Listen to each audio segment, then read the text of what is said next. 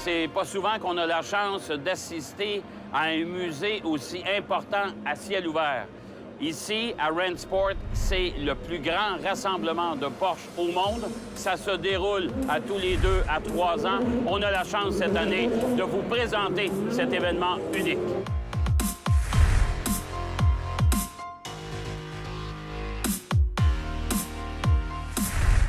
Le constructeur allemand Porsche peut s'enorgueillir d'avoir l'un des plus imposants héritages en sport automobile.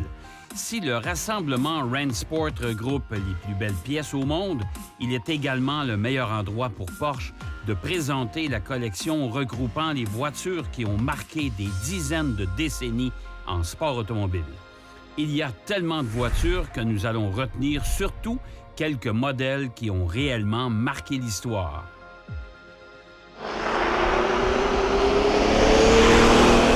La visite débute par cette Porsche Type 64 de 1939 dans son costume noir. Cette Porsche est la première expérience du constructeur en matière de compétition.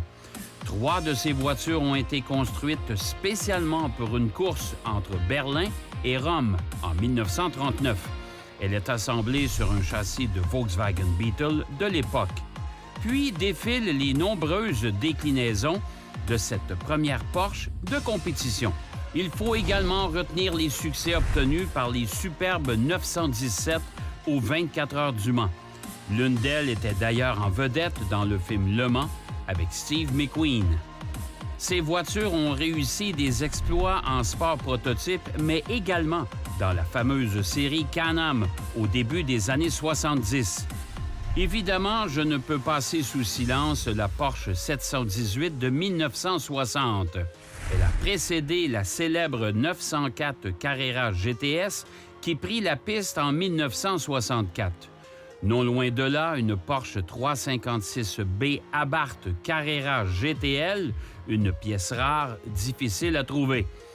Presque au fond de cet immense chapiteau, je retrouve une magnifique et historique Formule 1 de 1962. Eh oui, Porsche a fait quelques intrusions en Formule 1.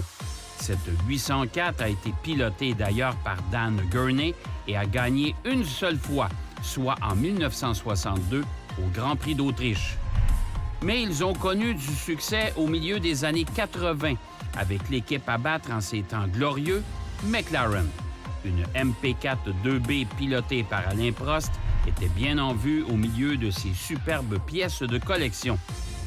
Parler de chacune des voitures exposées ici prendrait des heures.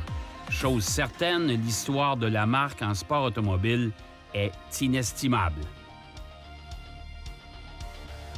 Cette émission vous a été présentée par Total Quartz et Ici Pneus, Centre de l'Auto. La semaine prochaine à Propulsion, une balade tranquille à la Nado à bord de la Camaro ZL1. Ben Milo et Simon se lancent dans la fabrication d'une piste de course pour motocross et Mazda nous ouvre les portes de leur garage californien. Aujourd'hui, dans ma collection, la Dodge Charger 1971, un muscle car qui avait été complètement redessiné pour 71 et qui remplaçait un modèle déjà très populaire.